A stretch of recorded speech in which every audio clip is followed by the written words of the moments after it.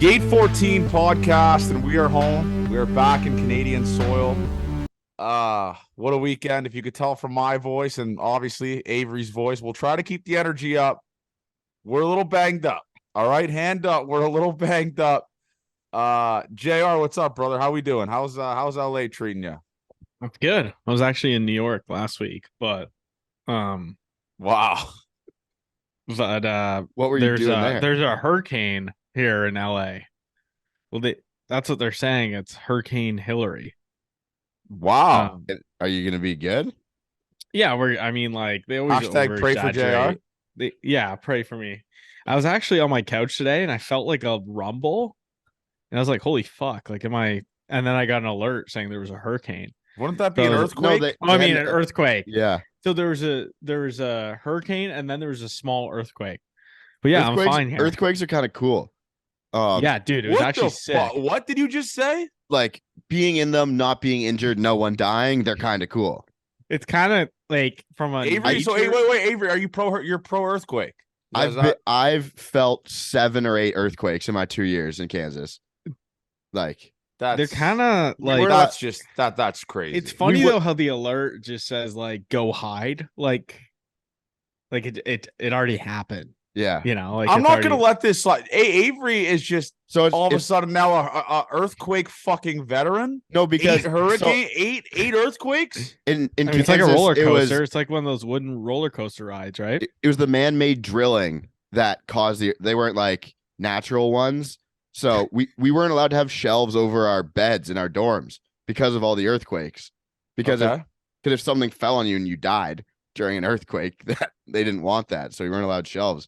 8 maybe is too much, but 100% 5. Imagine the numbers if one of us died on this podcast. It'd be crazy. In an earthquake, it was. I think I woke up from 3 of them, and I don't know. Okay, so Avery's a pro earthquake, and now he's fucking like the movie Twister, but for earthquakes. Yeah. He tracks earthquakes. That's what Avery Chenier. No, they would just wake you up, and you're like, "What was that?" What a shocking development. Shocking. My roommate would look over. He's like, "Oh, it's just an earthquake," and he would just turn over, go back to bed again. How you feeling, Ave? How you feeling? You said on the podcast, I can't be more banged up. Yeah, I'm sick, so like I can't breathe right now. Oh, and we got no sleep. Any food we ate, I threw up at some point. Johnny also did that. Awesome. Can you break down the meals? We can, but very curious. I got home. Sad day for the Chenier family. We're putting down our dog tomorrow. So I get home in the door. I'm like, oh, it was a good trip. Really happy to be home. My mom's just like crying at home. So yeah, tough one. Rest in peace to Jag Rest in peace, Jag, man. As of tomorrow. Dave, we're all with you. Gate 14 God, Nation we're with good. you. That was a sad Twitter post. I know. It's the worst part about owning pets, but they fucking rock, man. They do, man. Hug your pets extra today. For Jag, but man.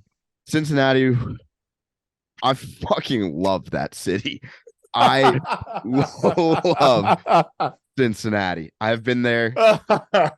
We went with Owner's Box for work, and I was talking to. I think on the pod here, I kind of talked about it too. I was like, I love this one bar, and I was kind of hyped. Is there only one bar in Cincy? No. Okay, no.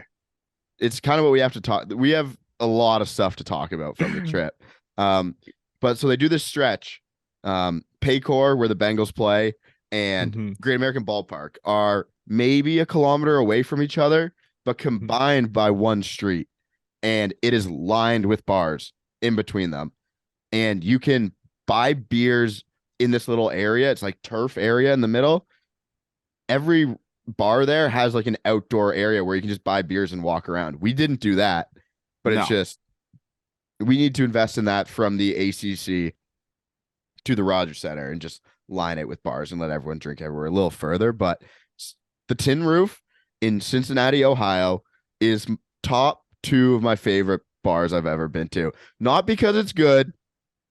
I don't know why I like it. I just get really, really drunk every time I go there. It's just, it doesn't have to be the greatest bar. Because it's not. The vibe, everything in there. It kind of is, though. Avery, I'm not going to listen. No free ads, but the way you talked about Tin Roof, on this podcast, and to me, Alto and Curtis, the last 2 weeks. Because I was kind of getting nervous that I hyped it up too much. As guys who go out in the city all the time. That's I was like, nightmare fuel. this is not city drinking. This is not Toronto drinking. Midwest. Mm-hmm. The Midwest difference, man. It's like a good bar, you know. That's what I envision this place. It gives me Colson vibes in Sudbury, not the strip club part, obviously, but like where there's the D floor live band, very similar and just a lot bigger. So let's go. Obviously, we got a lot to talk about. All right, let's go into the weekend here. We can talk about the tin roof till we're blue in the face, and obviously we will with the upcoming stories here. But Thursday night, if Alto is a staple of this podcast, a legend of this podcast. It's crazy because this weekend, and honestly, a couple times when we went to Jays games with him, like people recognize me and Avery and asked us for pictures, but now Alto's getting recognized by listeners and getting asked to be in pictures. So if his ego couldn't get any bigger, that this is what's going to do it. But he's like the party guy. He's like known as like the party guy. Yeah, for he's the little puppet. He might he should be the event planner. Like that should be in his title. Oh, Jer, he's a good event planner for sure. I promise you that. But anyway, so Thursday night, Alto texts me. He says, Johnny, why aren't you at Chris Stapleton with us? And I said, I can't. I got to be responsible. I thought I was going to drive Friday to Cincinnati. Curtis said, we're not taking your Elantra. We're taking my truck. So anyways, I go to Chris Stapleton on Thursday night. He starts early, all that type of stuff. We go out after. We get back to Alto's at like 3 a.m. Okay. So I'm already past the fuck out. I'm like trying to play the dad role. Like, I'm like, listen, we have to wake up early. We have to meet Avery at 9 a.m. at the Milton carpool, yada, yada, yada. Okay. It is 4 fucking a.m. and we are all asleep. And our guys, Randa and fucking Adam, bring these 3 girls downstairs and they are just loud as shit. And I am just pretty much half naked on the couch sleeping. And I'm like, what the fuck is going on here? Like, I have to be up in 3 hours. So anyways, I was a dick to, if they're listening, I apologize. I was kind of mean, kind of an asshole to these girls. Anyways, they do that. And then we wake up. That's just a small part of the story. We wake up at 7 and I'm literally texting Avery. I was like, man, you better get ready to just drive this entire 8 hours. Me, Curtis, and Alto were fucked up. And we wake up kind of sober, whatever. I'm pushing Curtis and Alto to wake the fuck up and get ready. Alto didn't even pack. He didn't even pack before this evening. So he just gets his stuff, goes in the car, and we drive to Avery's. And Curtis played hero ball and drove to Cincinnati, which is fucking crazy in its own right. But no, he drove. Anyway, he drove a little bit of the way. Yeah, he drove a decent amount, probably 4 hours. Yeah, I think that's probably right. Yeah, probably. So 4 he hours. didn't. So he drove half. He drove half, which is like a lot for a guy that slept 3 hours the night before. But anyway, so we're having, I will say this, Avery, the vibes for the ride up to that, this trip could not have been better. I don't think we could have picked a better group of lads to go to this trip with. Like, it was just the most dynamic, great vibes, positive vibes crew of all time. We got as soon as we crossed the border, gas station, pack of Marlboro Reds immediately and just smoking them in the truck. Was everyone hacking darts? Oh, listen, I'm not a darts guy, but this weekend I definitely had a couple. I was in the truck. We're blasting EDM 2.5 hours out. Alto's like, you're not gonna be able to maintain this for the next 2.5 hours. I was like, yes, we are. So we're just getting mangled in the car while Avery's being responsible driving. We're boozing, ripping darts, blasting house music in the car, just having the greatest time ever. We get to the hotel, and I will say this. You'll see it in the vlog. The Gate 14 boys are 0-2 in picking just decent hotels. This hotel, it was a psych ward. It was in the hood. There was a White Castle across the street with a sketchy gas station, which is people camped out of it, catcalling me the entire time I went to go get a water after a night after. This hotel was fucked. And we're staying there and we're like, what are we doing? I thought it was a quality. I thought quality inns were good. Terrible hotel. We don't let it affect the vibes. We start getting after it on the Friday. Can you talk about the drink that you bought at the gas station too? So the drink that I bought at the gas station, I got peer pressured by Alto. Johnny, I found out Curtis and Alto can make Johnny do anything. He it's not even like bad peer pressure. It's just random peer pressure. It's just like do this, and he just does it. Yeah. Like it's not even bad. It's like, okay, buy these shitty drinks. And Johnny's like, okay, fine, I'll do it. We woke up wasted one morning. Curtis is like, Johnny, drink a beer right now. You won't. Johnny's like, okay, I'll do it. And he's just succumbs to peer pressure so quickly from those two. I'm addicted to the thrill. Yeah, These are the drinks we bought. Monster Unleash the Beast Hard Seltzer. These are the most disgusting fucking drinks on the planet, JR. On the planet. The most disgusting drinks ever. But anyway. They sound terrible. Yo, dude, it was so bad. But you could openly booze with those probably because they look like energy drinks. Exactly. Yeah. I thought you guys were like, you guys sound like a Four Loko crew if they still existed. I don't even think they still. They do exist in the U.S. still. Well, we drank every single alcohol ever made on the weekend. So yeah, I'll rush the story up a little bit. So anyways, we start getting after. We go to the game, get pretty mangled at the game. I was fucked up at the game. So was Alto and Curtis. And we go to Tin Roof after. And this is when the stories start storying. Some of the stories I can't tell on this podcast because they're inappropriate and they are inappropriate. Very inappropriate. So how inappropriate? Like, can we do code words or something? No, like I can't. No. I won't be saying them. But so, anyways, we're at the Tin Roof and we are getting mangled, absolutely mangled. We get there, by the way, because the game was short as shit. It was a 1-0 baseball game. So we get there really early. And these guys point to me and they're like, oh, like they recognize me and they're like, we're Swanee's boys. Like, we know you know Swanee because we know the podcast, like that stuff. Swanee's gonna come here later. Okay, whatever. Oh, fine. no way. So, but Swanee didn't like get off or anything like that. He was there for like an hour. But I wouldn't even say he was there for an hour. So I wasn't even there for an hour probably. He just went to say hi to his buddies. But Swanee came there and he went out of his way to go say what's up to me and Avery. And me and Avery and Alto had a conversation with Swanee for like whatever, probably the entire amount of time he was there. His boys are the greatest dudes on the planet. The greatest dudes on the planet. Like they were just having a great time. They were offering Alto seasons tickets to the Bengals, like games, like free tickets to the Bengals game. This is Swanee from Cincy? No, he's from around there, but his buddy, he's from kind of far. No, he went to high school there. He's from North Dakota. But anyways, this is the funniest story of the night. Me, Avery, and Alto and Curtis are at the front, right where the door is. And I look across at this line, and I see a certain bald-headed someone that I was with the week prior. If it isn't the man approaching me, Guillermo Martinez is at this bar again. And comes up to me and Alto out of his way, comes up to us and daps us up, shakes our hand, is like, what's up, boys? I'm here with my wife and all my, like, the baseball academy I coaches or anything like that. Guillermo comes up to us. We're having the time. What a time we were having. I don't know if Guillermo even really got that banged up, but I did buy him drink. Dude, yeah. Did you message him? Because now that you guys are friends, did you message him before? Did you just show up and you're like, he just showed up, and he's an alcoholic. He just recognized that he recognized me and Alto because he obviously knew us and dapped us up and was like, "What's up, boys? How we doing?" He's like, "I remember." I remember you two. Crazy. He was drinking tequila sodas, so I went and got him one, and we chopped up a little bit. Don't remember what I said, but it wasn't bad enough. Obviously, it was fine. I didn't say anything bad because he came and said hi to us the next day. But the smile on my face when I saw him just walk into the bar was so awesome. And it's just, this is what I'm talking about Alto being locked into the Gate 14 world now, is like he recognized Alto. Yeah. He's like, if I would have told Alto a month ago he'd be hanging out with Swanee and fucking Guillermo Martinez, he would have said, "What are you talking about, dude?"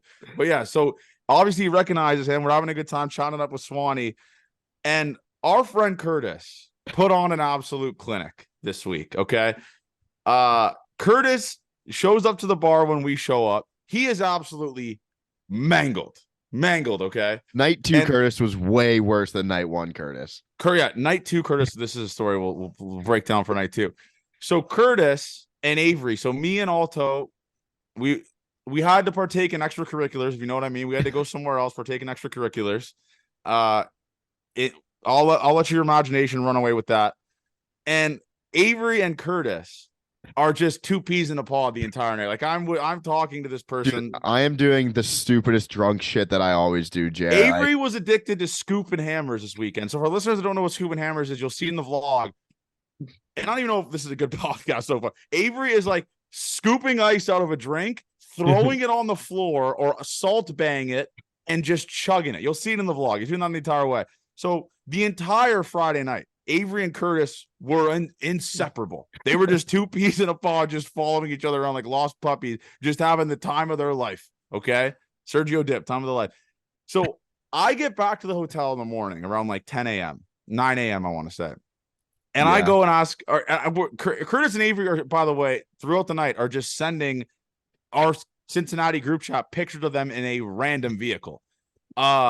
So Avery, tell the story about where did you guys go at 2:30 a.m.? Because the people need to know. Well, 2:30 a.m. we crossed state lines into Kentucky. I don't remember how we got there. I think we probably Ubered. We didn't get in a random car that time. And we go to find a gentleman's establishment because we wanted to like keep drinking. It's like this night isn't over yet. We show up to this gentleman's establishment, and as soon as we get out of the car, lights shut off everywhere. It's just closed like right away.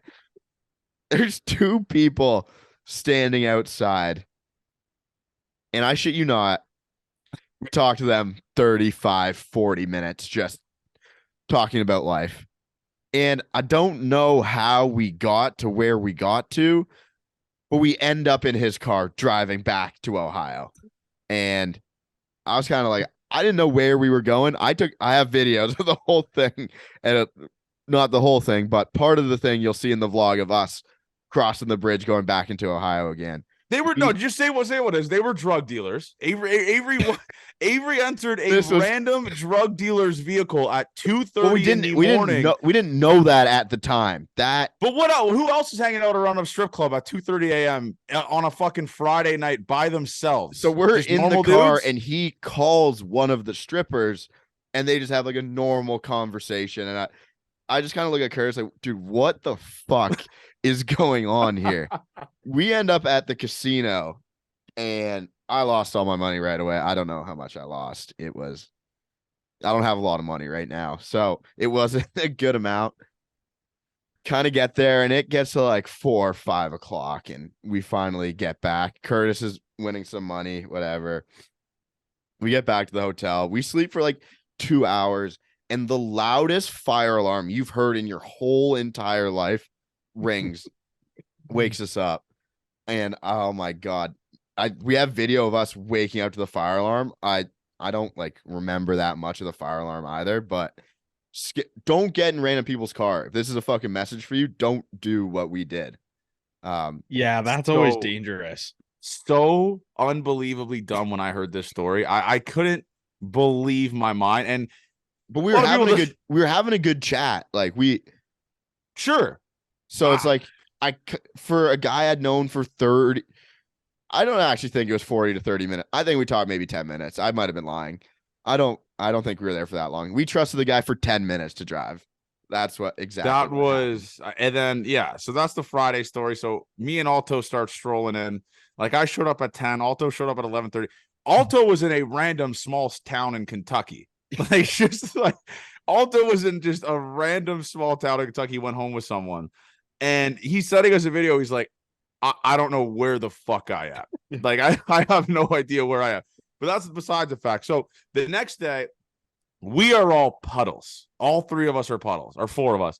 And we go to Chick-fil-A. And by the way, there was a Gate 14 listeners there that noticed us and asked us for a picture, by the way. Shout out those guys. That was electric. I threw up in my mouth during the picture. And I threw up immediately after the picture. So I had 3 spicy chicken sandwiches. Right after they took us a picture, I shook their hand. I was like, nice to meet you guys. Thanks for support. Ran to the bathroom and immediately puked. All 3 of my Chick-fil-A sandwiches. Just done. Schmelia.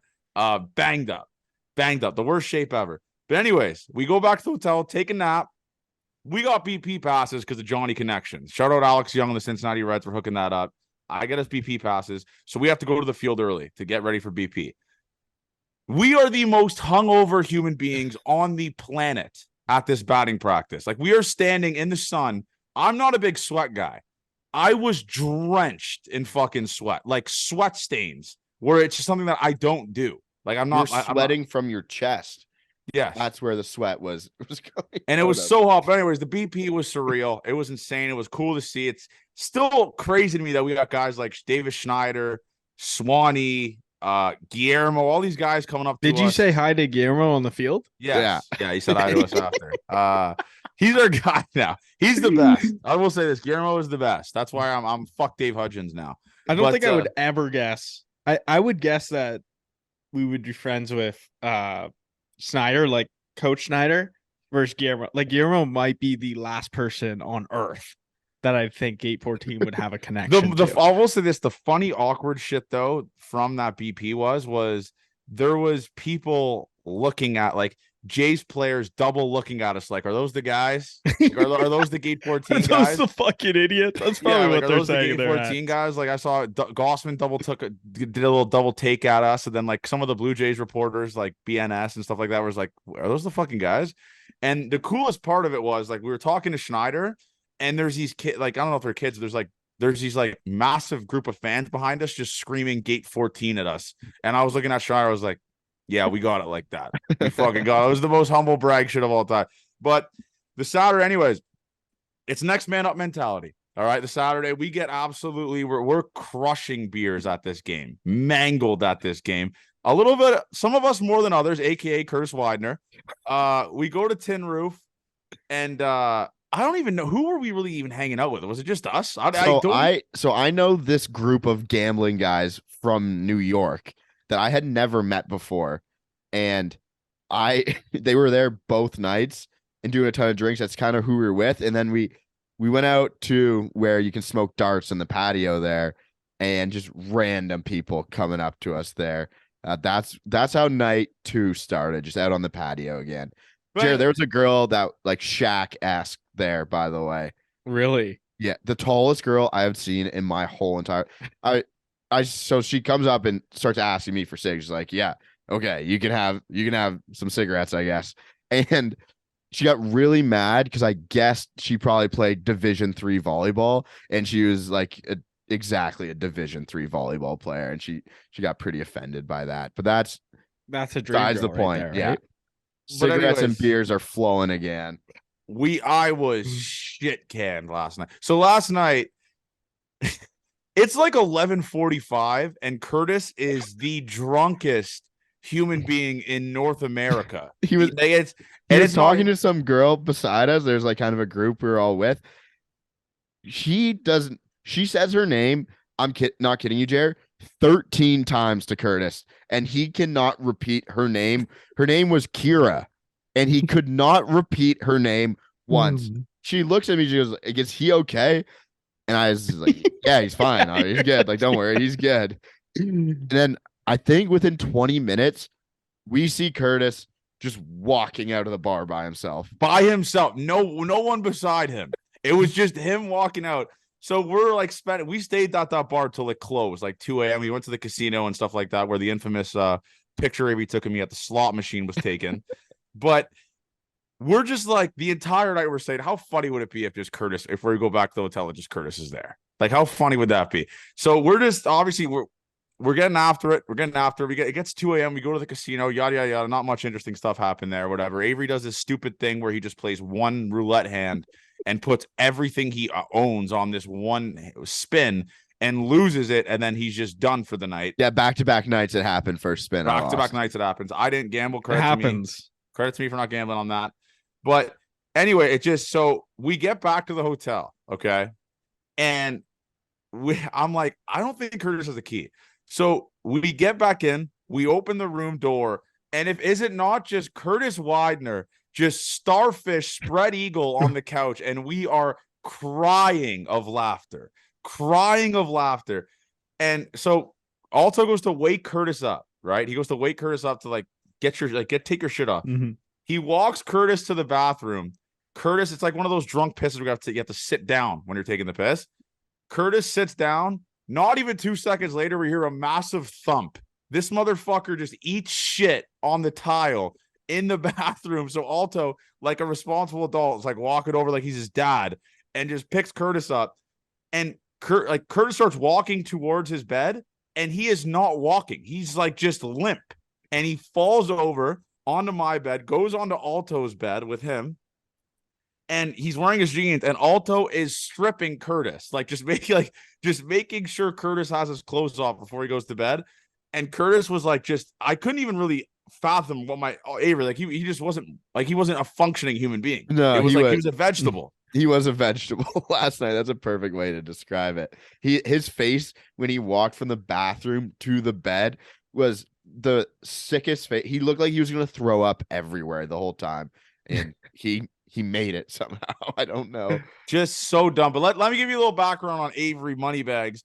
Bought a drink. He had 8 charges on his credit card Friday night. He bought a drink for Guillermo Martinez, all of Swanee's buddies, all of our buddies, all of his gambling buddies. Avery was fucking Bill Gates Friday night, dude. Holy fuck, Abe. Yeah, and I by far had the least amount of money of people who were there, and that's just the Avery Chenier. Like when I get That's drunk. Avery Chenier being back. Yeah, Johnny. If you don't know Avery in school, he used to give drinks to people and then he'd have to take them back because he realizes that he has $0 in his account. The person feels bad. Yeah, so I would give away Bud Lights to some buddies, and I would just like check my account. I was like, that's my last one of the night. They'd be like, aren't you getting one? And you're like, no, I have no money left. And then they'd be like, they'd hand it back. Like that's where Avery was before. Yeah, so and it's good to see that Avery back. Yeah, throwing the ice, drinking everything, the shots. This vlog's gonna be so goddamn funny. It is. I'm surprised that Avery had the ability to film. Like, kudos to him. Well, we didn't really. Curtis was one camera guy the entire really? time. Yeah. Oh, Curtis okay, that's camera good. guy. Yeah. Well, But, the camera guy went down early on Saturday. Yeah, well, we didn't like really film that Okay. much of that part of the night. It would have been funny if Johnny had some footage of you in some random house. It would have been. I couldn't have done that. I couldn't out the people. But it was obviously it was cool to see Swanee. Obviously, I was texting. There's a lot of Gate 14 listeners there too, even at the bar. It was an insane amount of Gate 14 That's listeners. crazy. I still can't believe it. But yeah, no, it was wild. And shout out Chris Black, by the way, too. We got to see Chris Black, hang out with him for a little bit. Great guy, legend. Shout out CB. But yeah, Swanee was there. It was cool to just talk with him outside of a baseball Black setting. was at the game. What? Yeah, Chris Black was at the game. Yeah. But it was cool to talk to Swanee outside of the setting and obviously just have one-on-one with him. And then David Schneider promised us he'd go to the bar with us if he had a home run on Saturday. Hit a home run on Saturday. And then he was like, boys, we're going to have to do a rain check because we're watching the UFC fight. So he'll come out with us in Toronto, though, he said. So that'll be electric. Shout out Schneids. But it's just crazy, man. It's crazy life we live. Crazy stuff that we weasel our way into. Getting on the field for batting practice. Like we got Brandon Belt walking right past us. Jimmy Garcia. Absolutely incredible. Dave Hudgens was right there, which was funny because he was just having a meltdown on Twitter. Yeah, I didn't like BP because there were so many autograph seekers there. Yes, that's the only shitty thing about it, man. Just Yeah, like cocksuckers or what? Like it's fine with all the little kids, obviously. But then somebody like I had a guy bag full of baseball cards of just every player that he had and just trying to sign that. You know he's gonna try and sell it on eBay after. Yeah. But anyways, great weekend. I can't wait for the vlog to come out. And honestly, it'll help me maybe remember a little bit more of it. Great American Ballpark is absolutely dynamite. What a stadium. What a field. Absolutely incredible. They made your hands clap a lot, though. They do a decent amount of music in between stuff, but it's not as loud as the Rogers Center. The Rogers Center one is fucking crazy. Absolutely crazy. They also did it a lot when it was 3-2 counts, 2-2 counts when the game was close. When the Jays were up like 4-0, I guess that only happened for an inning or 3-0. It was pretty quiet for the start of the games, and then at the bigger parts of the games, they started to do a lot of that stuff. Yeah, so great trip. I don't know if that recap was good enough. We're just banged up. I mean, I slept 7 hours this weekend, including Thursday. So credit to this is my flu game right here, folks. This is my fucking flu game. I'm grinding through this. Yeah, but I will say this. What were you gonna say? I said you'll be able to see some of the stories through the vlog. There's some untapped things that we haven't talked about that you guys will still get to see. So yeah, so stay tuned. Make sure for you that still vlog. tune into that. But I will say this though: shout out Curtis, shout out Alto. What a crew! What a bunch of fucking legends that was. Just we got out. I mean, that those guys can get after. I do it with them every single weekend, but yeah, that was the drunkest I mean, that Friday night, I don't remember that much of it, but it was sick. That's what I remember. But anyway, let's go into the baseball stuff, man. The roller coaster continues, Avery. The roller coaster absolutely continues. We were at the game on Friday, like I mentioned. Jose Barrios has a no-hitter through 5. Jays don't score a run. Everyone's saying Gate 14 curse, Gate 14 this, Gate 14 now. I will say this, rightfully so. Obviously, they didn't score a run for 18 innings when we were in the U.S. They had 3 hits in that time span, so I do understand that. But I will give my credit. I will give my flowers. Jose Barrios is incredible, man. He is absolutely incredible. This team, you could justify any single guy starting in a playoff game for this team. Every single guy. Ryu, Barrios, Kikuchi, Bassett, anyone. What a start. What a nut grabbing start from Jose Barrios Friday, man. I can't believe they lost that. That's gonna haunt me forever. Yeah, how do they not score runs off Brett Kennedy? That's the Blue Jays effect. That's the Blue Jays difference. It was terrible. Absolutely fucking terrible. And I know everyone's blaming Jordan Hicks, all this type of stuff. He threw one bad pitch. He shouldn't have even been in that situation. You score 0 runs. It is the most on the offense thing on the planet. They didn't even have any competitiveness, any serious at-bats. I mean, they had 3 hits. They went 3 for 30 this game. Your bullpen gives you, or your pitching staff gives you 9 innings, 1 run, and you lose. That was the most frustrating game I've watched them. I keep saying this every series, but fuck, that was frustrating, man. Absolutely frustrating. Yeah, this is the one thing we like to complain about. We don't swing the bats or throw the pitches. Like when they do shitty and we're there, just a coincidence. It's got to be. It can't be our fault anymore. I agree. Can't possibly be our fault. That sucked to watch live. And like Brios's control wasn't great. That was a lot more walks then. Yes. He had 4 walks. 4 walks. Probably would like to have. Pitch count was up early as well, too, from him. But all in all, man, it is a pleasure watching this pitching staff every time. And to be let down by the offense constantly, because you think the offense should be better. Every game you go into it, and then you get days like today. The days like today are few and far between, it seems like, but it gives you reason to think that the team can do it all the time. So sucked being there. People just screaming in our faces after the walk-off home run happened as well. It's just ball, sadly. You hate to see it, but it's like, I mean, fuck. Brandon Belt hit, Whit Merrifield hit, Varsho hit, nothing else. No one else. I mean, 7 strikeouts, which isn't that crazy. But in retrospect, in reality, you knew that this real lineup was going to be coming out on Saturday. The actual lineup where you got the reinforcements with Bichette coming and all that type of stuff. And I will say that up to that certain point of that Cincinnati Reds game, that like after game 1, the Jays did a good job of keeping their head above water until their best hitter and all their bullpen pieces got back, right? Like Richards, Romano, all those guys. Bo Bichette came back. Kevin Kiermaier came back. Chapman, I'll give my thoughts on Chapman today when we recap the 3rd game, but they kept their head above water and they did what they had to do. Obviously, it sucks seeing the Mariners fucking just never lose ever again. But I will say, man, I mean, they did what they had to do during that time span without Bo Bichette. That's the positive Johnny spin zone way to look at it, right, Dave? Yep. Yeah, we'll give it that. And Genesis Cabrera comes in the game, obviously a high leverage situation. Barrios walks 2 guys and he just gets just a weak ass contact out. And then Jimmy Garcia, Eric Swanee, all these guys, man, just this bullpen's rounding out. And we talked about this in the car today, Avery. It's like Chad Green getting here is going to be insane. It sucks. Bowden Francis is going to have to probably get sent down because he's been really good for this team as well. But it's Chad Green. This is going to be incredible. And I saw EJ tweet this today. Shout out EJ. This is one of the best pitching staff the Toronto Blue Jays has ever had.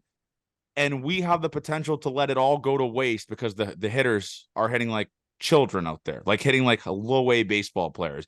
I'm trying to be positive with that, but it's a great point. This is the best pitching staff we have ever had, maybe in a long, long time, probably 10 years. I would say it's better than 2016, 2015 as well. Like, and we might have this go to waste because we can't fucking hit. And that Friday game was a clear-cut example of it, Avery. Yeah, and what is it? We'd have the third best record in the NL, and we're out of a playoff spot in the AL. Yes. Doesn't seem fair. Life's not fair, whatever. But that Friday game is, what's the word I'm looking for? Can't happen. Like, you cannot be okay with that happening ever. So inexcusable effort, I'd say, on Friday. And I think obviously they're not trying to get fucking no hits, put up 3. Jordan Hicks, like, we won't let him off completely.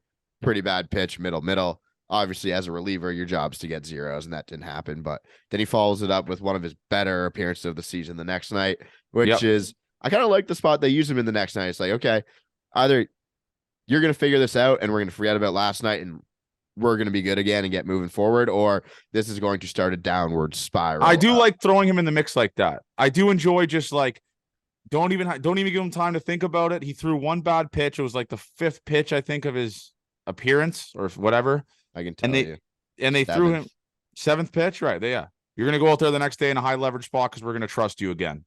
That's a good managing decision. Good bullpen management by John Schneider there. I will tip my cap at that. But let's go into the Saturday game, man. This lineup gives me joy again on Saturday in the top of the 4th. I believe, Avery, if I remember this correctly, all of the runs they scored in this inning was with 2 outs, right? In the 4th inning? Let me search that up. I think that. Yes.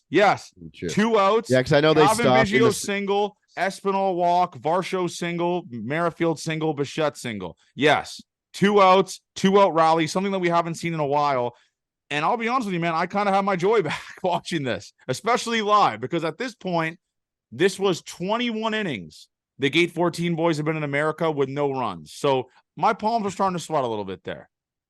I thought it was over too. But then you go out and then Kevin Biggio, kind of from where we were sitting, was it the Ellie De La Cruz ball off the wall? I think Varsho or Springer catch that ball probably. Obviously, like, Kiermaier makes a play on that. Then just kind of a fuck up, things spiral out of control, and it's home run, then Ellie De La Cruz, the 2-run inside the park thing. Obviously, that wasn't triple error. But we've kind of been some bad defensive plays a couple days in a row, which have been disappointing.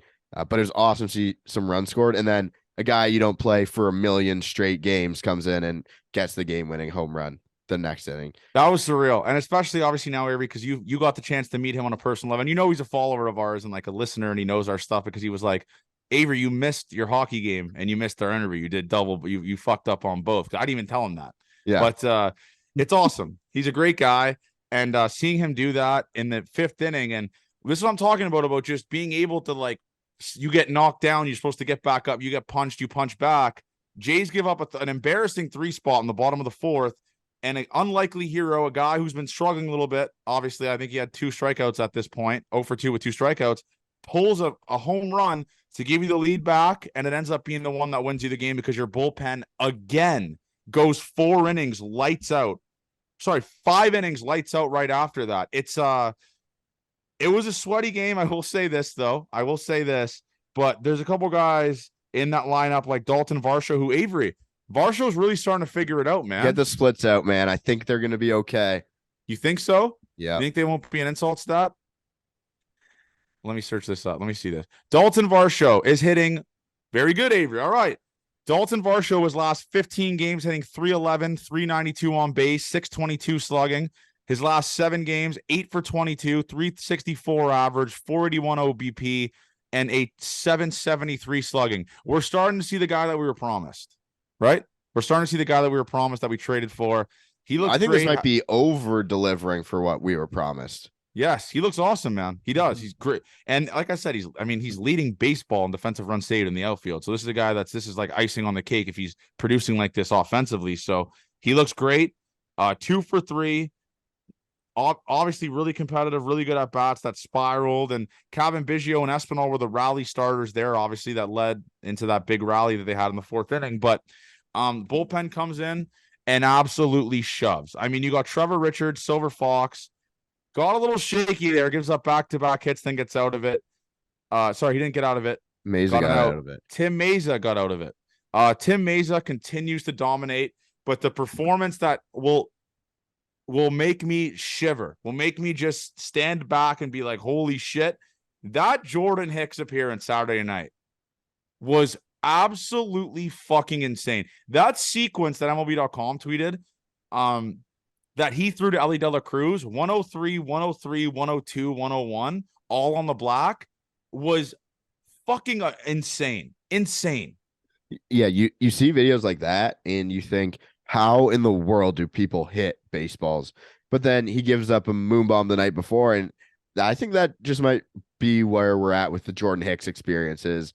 It's either fantastic or you're kind of disappointed in how it goes because you know he's so talented. But when you see an outing like that, that's a tip your cap. That's fucking incredible to see, man. What an eighth. And Romano comes back from the Oh my IL. God. I thought for sure they were getting walked off. If they would have did that, the gate for our mention, I would have to delete my Twitter. So Romano comes in, walk, single, and next thing you know, it's first and second, and it is one out or no out. Sorry, one out. No outs. No outs because then they get an out, and then as soon as there's one out, they double steal. Yes, double steal, second, third. The game-winning run at second. With one out, Romano goes punch out on Henry Ramos, Stuart Fairchild ground out to third, and they win. And the relief was absolutely insane. I genuinely thought Romano was going to blow that. And honestly, he was letting it fly. I think his velo was up to 98, 99 again. But fuck, it's never easy with this team, boys. Never easy. No, you don't want it to be easy. But I saw someone tweet today that he's got a very good save percentage. Jordan Romano does, so I'll look into that as well. I think everyone kind of hates their closer a little bit because it sucks when they blow the game. I say this a lot. No one's totally comfortable with their closer till it's over. So happy that he got it done. It was a classic Jordan Romano. The outing doesn't start until there's a runner in scoring position that could blow the game, and that's when he becomes his best. For sure. But honestly, great win still. Thank God they pulled that off because I would have been severely depressed. They would have lost for multiple ways than one. Would have ruined your night out. It would have ruined my night out, but ended up making. It would have made our night. Because the Friday they lost in depressing fashion, and we had It's almost like punishing yourself. That's exactly what had to happen. Yeah. So anyways, going to the Sunday's game. We were driving home, so we got to listen to it on the radio. Shout out Blake Murphy, by the way. Absolutely killed it today on the radio. Great guy, our guy. And Ben Schulman did it too. Ben Schulman, great job. Obviously, I thought him being 22 years old is fucking crazy. He has a deeper voice than like my uncle. Like he is old. Like he's an old soul, Ben Schulman. And I'd agree with that. He sounds very intelligent too. I had a good time listening to it on the radio. It's nice to go back and listen to it that way.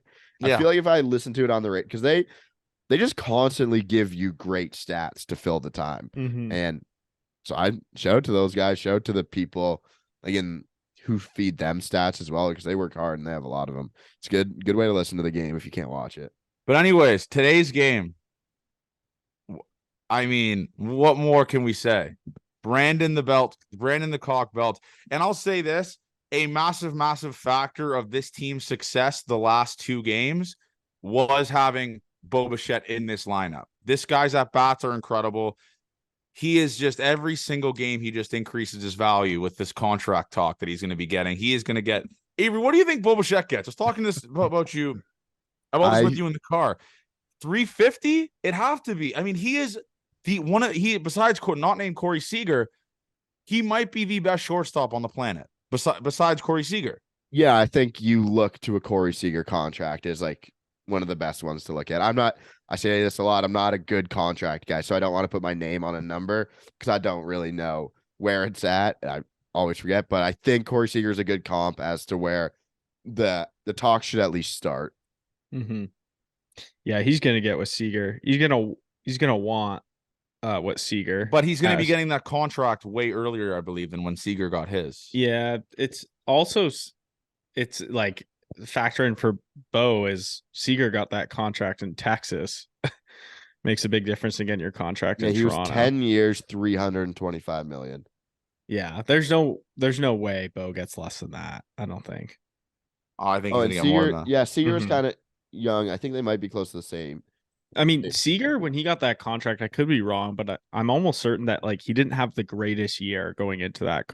Like he had a couple of really good seasons, then he kind of had a down year, and then he was injured. So like it was, I mean, Carlos Correa. No, you're thinking last year was his down Okay, year. last year, yeah. 2021, Carlos he was Correa, good, he but was hurt. given, was it 250 or 350, something like that, like absurd money, where that deal ended up not going through. But I mean, the money for shortstops are out there, and he's gonna get. I mean, I think he's though like I think the Jays are just gonna they're just gonna give him a blank check, pretty much, Yeah, you right? Well, Like, you'd hope so, he's a man. franchise player. I hope they do. But yeah, I mean, he's the main part of it, obviously. Like, let's look what he did today. A little 2-for-5 day today. But the man that stole the show, Brandon motherfucking Belt, 2-for-5, 2 home runs, one of them exit velocity 88 miles an hour, which I don't understand how that happens. How you hit a home run 88 mile an hour exit velo. Just take that, savant nerds. But just an insane day. And then Jano, obviously 2-for-5 as well. First, I love Brandon Belt. I can't get over how much I love this guy. He is the only guy on the team. It's him and Bo Bichette leading the team in slugging and OPS. Those are the two best hitters on the team. Whether you like it, I like it or not. It is very funny to look at his like percentile rankings, Statcast wise, because he doesn't hit the ball very hard often. Like average exit velocity here, 88.7, but it's how it is all the time. He's in the bottom 3% of baseball in expected batting average. He's in the bottom 2% of the league in strikeout percentage, but he's in the top 3% in walk rate. He has an OPS, or sorry, a weighted runs created plus that's very good as well. He is a very interesting player to look at the like on the surface numbers and the under the surface numbers. He is Brandon Bell is something else. Like I don't know how to explain him, but when you go hit 2 home runs like that, we walked by him. By the way, that guy's a fucking brick shithouse. I cannot believe how tall he was. Insane. Like, and he's yoked. Like he is yoked. Like I wanted to say to him, like, we're the guys that make the cock jokes about you, but I don't want to. We're a BP pass, so I don't want to be those guys. But just insane, man. He is. What a game from him today. And we were obviously listening to it on the radio in the car, but ours was delayed. So I would just scroll through Twitter and the timeline would explode. And I look at Avery and Alto because Curtis was sleeping, obviously, still 14 hours worth of sleep. And I would say to Avery, no, he didn't. No, he didn't. And Avery would be like, what? He'd be like, he fucking did it again. The cock launched again. So what a pickup by Ross Atkins. He's not going to get credit for it, but he's having one of the most underrated years. I mean, 372 on base percentage is nothing to shake a stick at. That is absolutely fucking insane by How Bell. awesome was it we eventually saw it, but hit home runs, man. It's like Springer launching too, which felt really good. Obviously, a guy that's been kind of really figuring it out as of late. It feels awesome to hit home runs, and the Jays hit 5 of them today. 5. Off of a guy that throws really hard, a good pitcher, in my opinion, still. Bo Bichette, Kevin Kiermaier. Kevin Kiermaier one was absolutely launched. That home run fucking rocked. Bo Bichette hitting opposite field home runs. This offense goes wherever Bo Bichette goes at the end of the day. That's just what it will be, what it always will be. He's the best hitter on this team, not named Brandon Belt. The Cock's the best hitter in my mind. But absolutely incredible stuff from Bo Bichette today. And another guy that stole the show is the Korean King. I mean, there's not much more to say. We had people who were downplaying. Oh my God, he's throwing 88. DFA him. What did we say on this podcast, Avery? I know we fuck around a lot. We couldn't have been more right about this guy. We said this is what he's done his entire career. He throws slop. Okay, he throws slop and he locates it well. And we saw that today, man. 5 innings, 7 strikeouts. The most strikeouts he's got in a big league game since 2021. 2021. It's hilarious. He had 8 swings and misses, and he had 7 strikeouts. Obviously, you can take them; they don't count towards swings and misses. But the fact that he doesn't get a ton of swing and miss because of his stuff, but you can still be that successful is again, he's done it forever. He knows how to pitch that way. He wasn't a guy who was 98. Now your arm's all fucked up. You're 92. You got to learn how to pitch a different way. He's been that way forever. And it's awesome to see because, like I say every time, people love Hyunjin Ryu. The team loves him. Awesome to see him back as a guy who helped change this culture a little bit here. Yes. So shout out to him. And then the next guy that comes in the pitch, we got to talk about this as well. Anything is possible, man. This guy is on a run with the Toronto Blue Jays, and Ross Atkins with a generational fleecing.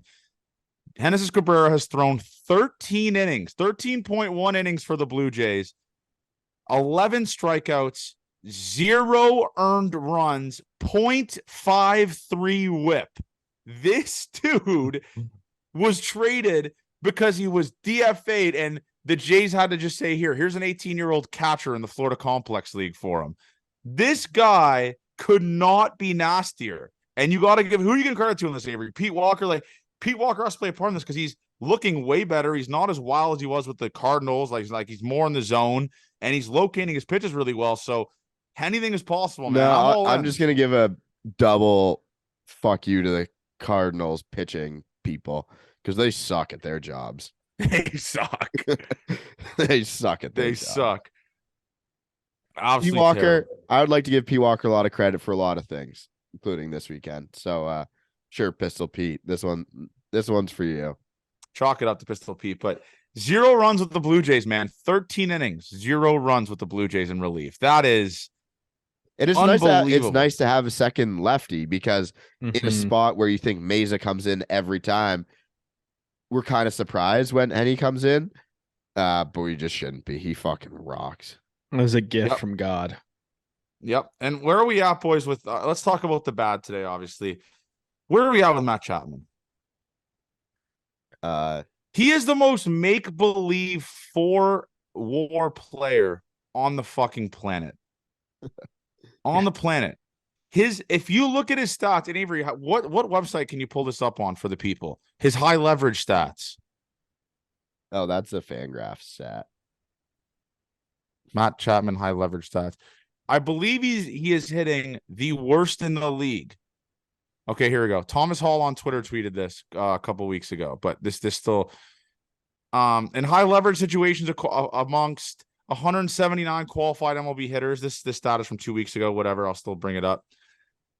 Out of 179 qualified hitters in high leverage, Matt Chapman is ranked 171st in average, 173rd in slugging, 151st in weighted runs created plus, and 46th in strikeout percentage. So he is legitimately one of the worst hitters in baseball in high leverage, runners on. Absurd. I don't know where I'm at with him because like the numbers are they're so odd because if you take out his April, obviously you can't take out a month where he hits 5 home runs, drives in 20, and he gets 35 hits in a month, but no other month is even close. Like every other month, he has 13 or less. So he had 35 hits in April. The next highest month was 22 hits. And then it goes 22 hits, 18 hits, 20 hits, and then 10 hits this month. He's hitting 175 this month. We go for those average guys. Or let's just go OPS wise because it's kind of easier to understand. An 1150 OPS in that April. 585 the next month. Jesus Christ. So you just slash that shit right in half. 633 the month after. 908. 908 in July. But he was the least amount of at-bats. And then 493 right now so far this month. I think if you're Ross Atkins, you're fine with letting him walk. I mean, I know he's great defensively. He makes really good plays, but this dude is such a liability at the plate, Avery. Like such a liability at the plate right now. He can't hit elevated fucking fastball. YJ's actually said a funny tweet the other day. He's like, those were nasty 3 middle fastballs that he just threw to Matt Chapman that at bats because he just swings through the middle fastballs. Like, I don't know. He feels more like he's the other month's player right now than that first month. But how can you diminish what he did in that 1 month? Because that was one of the better hitters we'd seen all season fuck. I'm confused. I feel like he can figure it out at some point. The defense is so premium that I'm not even mad having him there. But what, we drop him down a little bit today? Yeah. Feels like that's probably a better spot to have him in. Yeah. I'm just in the let the kids play. Elvis is a third baseman, I believe, right? Addison Barger could probably play over there. Like, just give the kids a shot, because I know defensively they won't be on the same stratosphere, but this team needs offense, and he's not providing anything even in the same hemisphere as what they need. So, yeah. But great series though, man. Honestly, I know it sucks because the Seattle Mariners are never losing. They're the best team to ever like play baseball now, I guess. I don't know what's going on with this team, but the Jays took care of business there, and now we're on to Camden Yards, man. The house of horrors, it feels like for me. The Jays never seem to win there. This week might be hell. It might be hell, but then we got a tough part. We got an easy part of the schedule coming up here, though, Abe, right? Yep. Because they got the Guardians after the Orioles, then they got like easy teams. So a lot below 500 teams coming up here. But great series, 2-1. It's always good to win a series on the road. Yeah, they got the Nationals after the Guardians. The Nationals are kind of good, actually, by the way. But so let's go into listener questions area. Then we'll do a series preview for the Baltimore Orioles. People want to know the funniest untold JR story before he went big time in LA. I don't know if we have anything that we can tell here. There's been Jared and I go back. There's been some good ones. So we'll go here. I know when rosters expand, Jay Jackson, Alec Manoah will be back. Who else would be called up? Horwitz, maybe. Yeah. Horwitz, maybe Ernie Yeah, Clement. he's got to be called up. Yeah, maybe Ernie Clement. Yeah. Shout out to the Buffalo guys, though. I mean, when's the last time we've like in the last couple of years where we seriously have talked about like actually having players down in Buffalo that are MLB caliber? It feels like it's been a little bit. It's been since that 2016 year. But shout out to those guys. I'm excited for those rosters to expand, to kind of see those guys up with the team. It'll be exciting. Yep, exactly. Yeah. What would be weirder, Kirk with Biggio's body or Biggio with Kirk's body? That's a really good question. Biggio with Kirk's body. Actually, fuck though. Cavan's got a really skinny fit. It would just be weird either way, to be honest. I think Biggio's brain, Kirk's body would be weirder.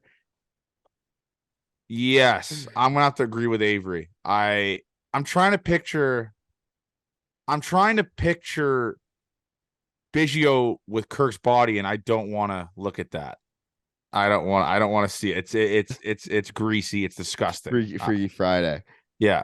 I love that. That was a great question. That was a good question. Someone wants to know if there's a chance we get a Gate 14 charity auction. Simple things like merch, sign merch, FaceTime the boys. We could maybe collab with play around one day down the line with someone from the Jays to do a charity auction. I think we would have to have someone else figure that out for us, but I'd be logistically with the money, probably not the best. Like, idea. I think some stuff would be like a Blue Jays game with the Gate 14 guys. Maybe you get to kiss Alto. Stuff along those lines. But yeah, I definitely. But we'll do something for charity for sure.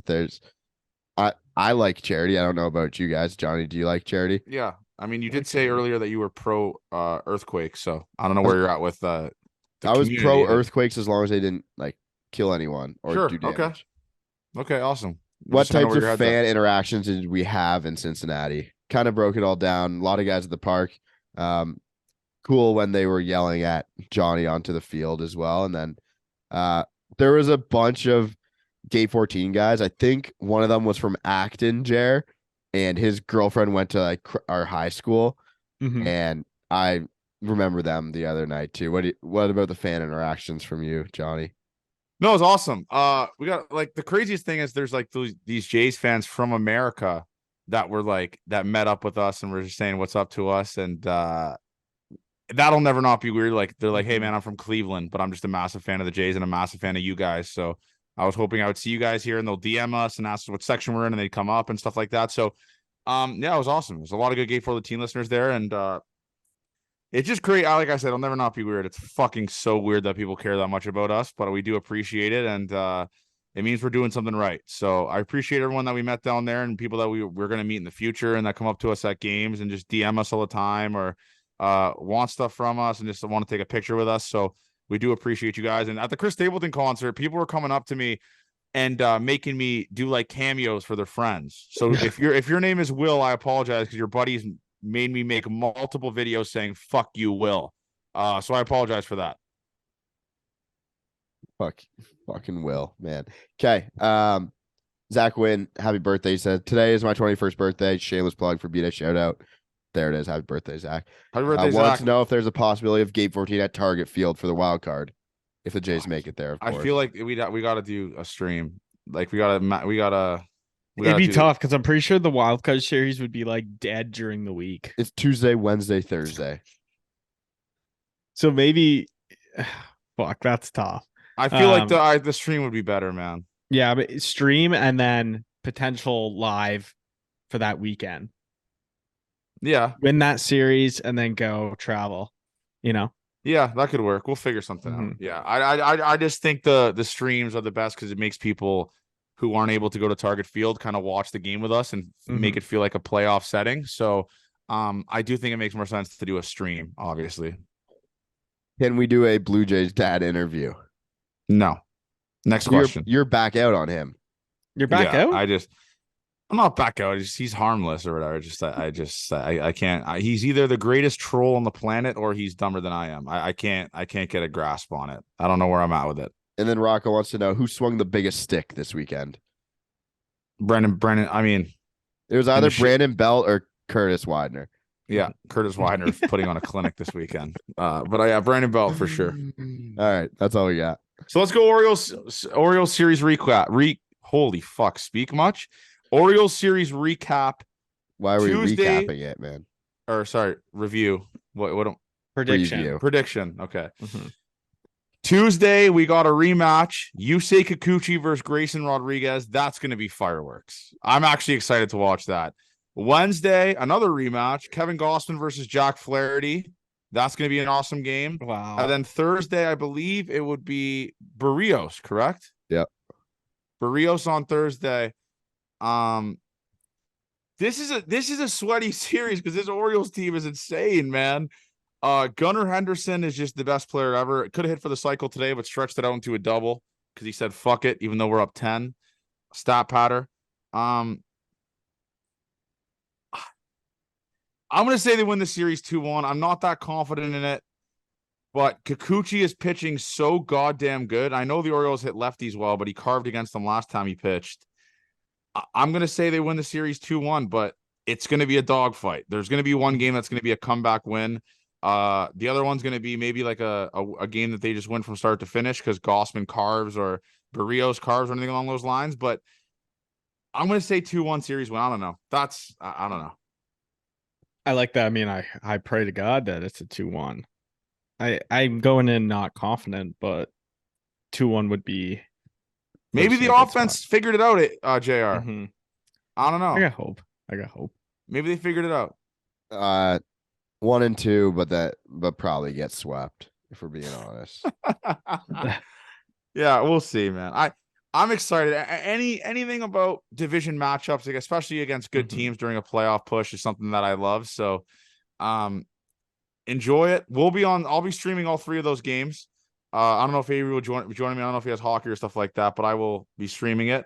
So let's have ourselves a week. Enjoy the off day tomorrow. Win the off day tomorrow. By the way, another off day is just like, what are we doing here, Robbie Manfred? Let the boys play. Let's get in a rhythm here.